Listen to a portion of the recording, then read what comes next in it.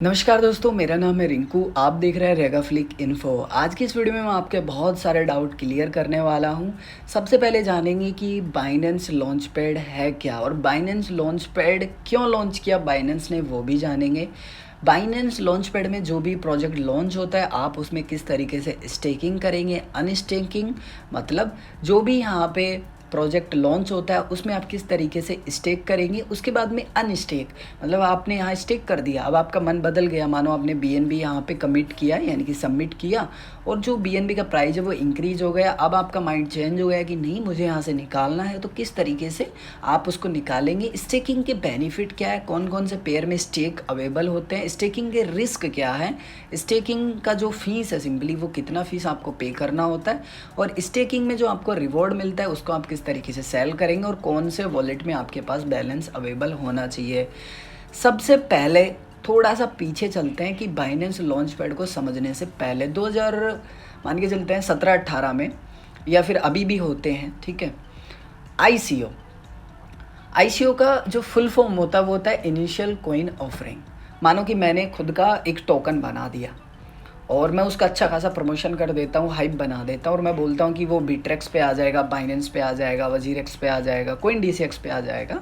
ऐसे बड़े बड़े दावे करता हूँ, ठीक है। लोगों को मतलब लालच देता हूँ, अच्छा खासा लोग लालच में आ जाते हैं।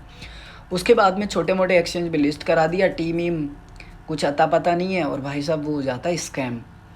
लोग बेचारे एक महंगे प्राइस पे ये सोच के कि हाँ हमको बेनिफिट होगा वो वहाँ पे परचेज़ करते हैं और उनको डेफिनेटली लॉस हो जाता है। इसीलिए आप देखोगे कि बहुत सारे जो यूज़र्स होते हैं वो जब खरीदते हैं, जब वो किसी अच्छे एक्सचेंज पे आ जाता है, भले ही वो कितना ही महंगा हो जाए, और वो देखते हैं कि टीम कैसी है। देखो बहुत सारे जो बिगिनर होते हैं ना, या फिर उससे मिडिल मान लो आप, वो लोग बिना टीम देखे, बिना उनका सोशल मीडिया अकाउंट देखे कि कितने लोग एक्टिव हैं, वो कभी ऐसे जो आईसीओ होते हैं उनमें पार्टिसिपेट करते ही नहीं है।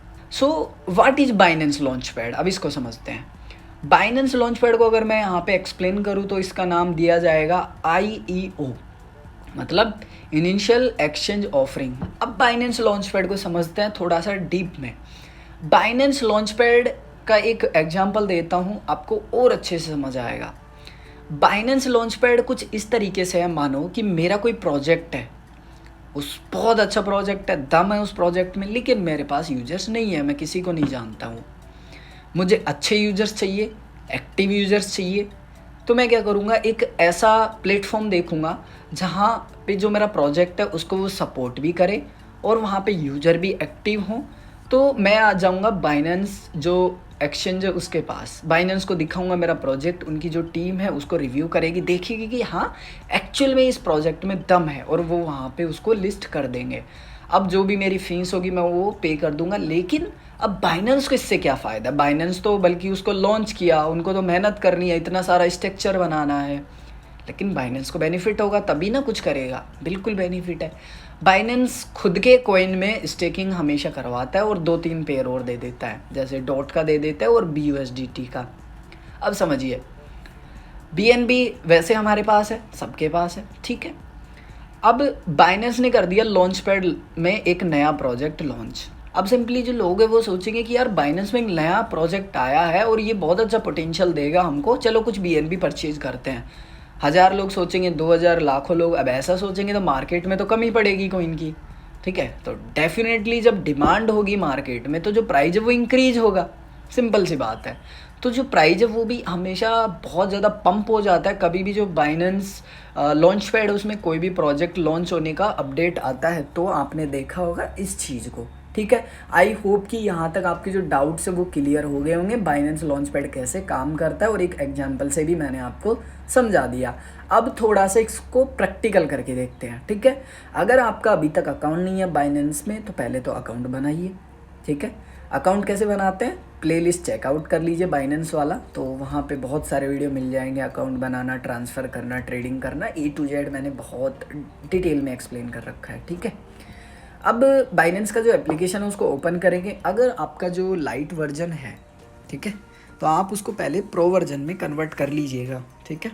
कैसे करते हैं, यहाँ देखो यूजर का लोगो है ना, इस पर क्लिक करेंगे आप, तो यहाँ बाइनेंस लाइट लिखा है ना, इस पर आप क्लिक करेंगे तो आपका कन्वर्ट हो जाएगा प्रो में। मैंने नहीं कर रखा, अभी मेरा प्रो में है, लाइट में नहीं कर रखा, ठीक है। यहाँ लिखा है लॉन्च पैड, देखो मार्जिन के जस्ट 5 में हो सकता है आपका आगे पीछे हो, तो ऐसा मत सोचना कि मेरा यहाँ पे वो आप अपने हिसाब से कस्टमाइज कर सकते हो। लॉन्च पैड पे मैंने जस्ट एक बार टैप किया, ठीक है, ये होगा लोड। अब यहाँ पे देखो जो प्रोजेक्ट है ना वो समय के साथ आते रहते हैं और जाते रहते हैं, ये नहीं है कि आपको यहाँ पे हमेशा ही प्रोजेक्ट अवेलेबल मिलेंगे। यहाँ पे हर प्रोजेक्ट के बारे में इंफॉर्मेशन मिल जाती है, जो भी प्रोग्रेस में होते हैं वो आपको यहाँ दिखाई देते हैं। जैसे अभी एक है यहाँ पे, जैसे ATA जो है और इसके बारे में पूरा इन्फॉर्मेशन दे रखा है कि भाई ये क्या है। डिसेंट्रलाइज यहाँ पे जो सर्विसेज है वो प्रोटोकॉल पे काम करता है प्राइवेसी को लेके, ठीक है। तो ये आप यहाँ पे देख सकते हैं टोटल रिवॉर्ड में कितने मिलने वाले हैं, टाइमिंग क्या है, बचा हुआ टाइमिंग आप देखेंगे तो 28 दिन 14 घंटे 41 मिनट के समथिंग बचा हुआ है। सिंपली अब मैं थोड़ा सा नीचे यहाँ पे स्क्रॉल कर लेता हूँ, ठीक है। यहाँ पे देखो BNB पोल में अपने पास अवेलेबल मिल जाता है और यहाँ पे डॉट में और BUSDT में, जैसे कि मैंने आपसे कहा था, ठीक है। अब आप जिस भी पेयर में आप यहाँ पे स्टेक करना चाहते हैं सिंपली उसको स्टेक कर सकते हैं, उस पर आपको चूज़ करना होगा, डिपेंड ऑन यू। मानिए आपके पास BNB है तो आप BNB में कर सकते हैं, डॉट तो डॉट, BUSDT, तीनों में आपके पास चॉइस मिलता है, जो आपको अच्छा लगे वो आप सेलेक्ट कर सकते हैं। ये मैंडेटरी नहीं है कि जो तीनों कॉइन है वो आपके पास अवेलेबल होने चाहिए, ठीक है, क्लियर। अब मानिए कि मुझे BNB पोल में करना है, तो BNB वाले पोल में यहाँ लिखा है स्टेक नाउ, यहाँ मुझे एक बार टैप करना है। इसके बाद में यहाँ पे पूरी और इन्फॉर्मेशन यहाँ पे दिखाई देती है, आप उसको भी पढ़ सकते हैं। टोटल BNB कितने स्टेक है वो भी आप देख सकते हैं, ठीक है। यहाँ थोड़ा और मैं इसको नीचे स्क्रॉल कर लेता हूँ, यहाँ पे माई फंड लिखा हुआ है और BNB स्टेक अपना कितना है 0, अवेलेबल बैलेंस कितना है 1 BNB, माई रिवॉर्ड कितने हैं 0.33 के समथिंग यानी 0.3, ठीक है। अब मुझे मान लीजिए मुझे स्टेक करना है तो मुझे क्या करना होगा, स्टेक पे क्लिक करना है। स्टेक पे क्लिक करने के बाद कुछ ऐसा पेज आएगा, यहाँ पे आपको शो होता है जो आपके पास बैलेंस अवेलेबल है, ठीक है। ये जो बैलेंस है, जैसे कि मैंने कहा था कि कौन से वॉलेट में आपके पास बैलेंस होना चाहिए, तो स्पॉट बैलेंस में जितना फंड होगा वो यहाँ दिखाई देगा। आप जितना भी आपके पास मैक्सिमम फंड है उसमें से जितना यहाँ लगाना चाहते हैं वो डालेंगे। अगर मैं मैक्सिमम करना चाहता हूँ तो मैक्स पे क्लिक करूँगा, आप टाइप भी कर सकते हैं। उसके बाद फंड डाल दिया, मैं स्टेक पे क्लिक कर देता हूँ। सिंपली अभी आप देखेंगे तो पहले जो स्टेकिंग फंड था वो मेरा 0 था और अवेलेबल बैलेंस में 1 BNB के समथिंग था। तो अभी मैंने क्या किया कि जो अपना फंड था वो यहाँ स्टेक पे लगा दिया। अब बेनिफिट क्या है स्टेक का थोड़ा सा वो समझते हैं, लेकिन उससे पहले मैं इसी में थोड़ा क्लियर कर देता हूँ। अगर आप इसको अनस्टेक करना चाहते हैं, यानी कि जैसे मानो कि आपका मन बदल गया कि जो प्राइस है वो इंक्रीज़ हो गया यानी कि बढ़ गया, अब आपको लगता है कि नहीं यार मुझे क्या करना है कि 1 BNB मैंने ख़रीदा, अब मैं क्या करता हूँ आधा BNB यहाँ से निकाल लेता हूँ और सेल करके अपना प्रॉफिट बुक कर लेता हूँ और आधा BNB स्टेकिंग के रूप में मैं यहाँ पे यूज़ करूँगा। देखो मैं एक कहावत से आपको समझाता हूँ, आम के आम गुठलियों के दाम। अगर आपके पास एक्चुअली BNB है तो BNB आम के आम गुठलियों के दाम है। जैसे 1 BNB खरीदा आपने सस्ते में महंगे में बेच दिया, वो हो गया आपका आम गुठलियों के दाम। आपके पास जो बचा BNB है आप उसको स्टेक करके अच्छा खासा रिवॉर्ड कमा सकते हो, जैसे कि अपन ये कमा रहे हैं, ठीक है। अब मुझे क्या करना है, मैंने पहले स्टेक किया, अब मुझे यहाँ रिडीम पे क्लिक करना है। रिडीम का मतलब होता है अनस्टेक, मतलब आपने जितना यहाँ लगाया है उसको आप वापस से लेना चाहते हैं, तो आप यहाँ पे आपका जो लगा हुआ है वो यहाँ फंड दिखाएगा अवेलेबल में, ठीक है। अब इसमें से आप कितना निकालना चाहते हैं वो यहाँ टाइप करेंगे, जैसे 0.6 मैं कर लेता हूँ और उसके बाद नीचे रिडीम पे क्लिक कर देता हूँ, तो यहाँ से मेरा निकल गया और अवेलेबल बैलेंस में ऐड हो गया। अगेन मैं करना चाहता हूँ स्टेक पे क्लिक, मैक्स पे क्लिक, स्टेक पे क्लिक, ठीक है। ये वापस से स्टेक हो जाएगा, अवेलेबल बैलेंस में 0 हो जाएगा, ठीक है। अपन स्टेक कर लिया, अनस्टेक कर लिया, ठीक है। अब बैक आ जाते हैं, यहाँ पे ये क्लियर हो गया। अभी इसको हम क्लेम कैसे करेंगे, जो अपन को रिवॉर्ड मिलता है ना वो भी तो क्लेम करना ज़रूरी है भाई। तो क्लेम करने का तरीका ये है कि आप जिस भी पेयर में, मानो कि आपने अगर डॉट में किया होता तो यहाँ डॉट में टाइम चलता, BUSDT में करते तो BUSDT में, तीनों में करते तो तीनों में यहाँ पे टाइमिंग चलता। जैसे ये टाइम ख़त्म हो जाएगा आपको यहाँ पे क्लेम का ऑप्शन आएगा, उस पर क्लिक करके आप क्लेम कर सकते हैं। बहुत ज़्यादा ईजी है। 3 पेयर यहाँ पे अवेलेबल है तो तीनों पेयर में आप कर सकते हैं। स्टेकिंग के बेनिफिट क्या है, देखो आपके पास जो BNB है उसमें से आपको जो फीस है वो तो पे करनी नहीं है, आपका BNB वैसे के वैसे रहता है और आपको जो कुछ कॉइन्स हैं वो मिल जाते हैं फ्री में। उसके बाद फ़ीस की बात करें तो देखो, आपका एक चुन्नी भी जो बाइनेंस है वो नहीं काटता है, तो ये एक अच्छी बात है। वॉलेट में कौन से वॉलेट में फ़ंड अवेलेबल होना चाहिए, जैसे कि मैंने आपको बताया कि जो आपका कॉइन है यहाँ पे तीनों में जो ये कॉइन्स है BUSDT डॉट और BNB, ये आपके स्पॉट बैलेंस में होना चाहिए। तो मैंने आपका क्लियर कर दिया यहाँ पे स्टेक कैसे करना है, अनस्टेक कैसे करना है, बेनिफिट मैंने आपको बता दिया, पेयर मैंने बता दिया।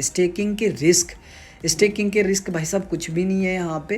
मतलब देखो, रिस्क तो यही है कि आपने मानो $400 पे BNB खरीदा और $350 हो गया, तो $50 आपका लॉस हो गया, तो ये आप इसको रिस्क में कैलकुलेट कर सकते हैं। बेनिफिट आपको मैंने बता दिया, स्टेकिंग की फ़ीस मैंने आपको बता दी, वॉलेट मैंने आपको बता दिया। उसके बाद में आपको जो रिवॉर्ड मिलता है, यानी कि जो भी आपको यहाँ रिवॉर्ड मिलता है, जैसे मुझे अभी ATA मिलेगा, तो देखिए इसको सिंपली मैं यहाँ पे सेल कर दूंगा जब भी ये लिस्ट होगा यहाँ पे। जैसे ही 30 दिन बाद ये इसकी ट्रेडिंग यहाँ स्टार्ट होनी है, जो भी टाइमिंग होगा वो ऑटोमेटिक यहाँ इन्फॉर्मेशन मिल जाएगी, तो उसको मैं सेल कर दूंगा लाइव रेट के हिसाब से, और अपना जो पैसा जो भी बनेगा उसको एंजॉय करेंगे। सो आई होप कि आपके सारे डाउट्स क्लियर हो गए होंगे। अगर आपने यहाँ तक इस वीडियो को देखा है तो मेक श्योर लाइक कीजिए, कमेंट कीजिए। मैं मिलूंगा आपको एक और ऐसे ही इंटरेस्टिंग वीडियो में, तब तक के लिए जय हिंद, वंदे मातरम, हंसते रहिए, मुस्कुराते रहिए।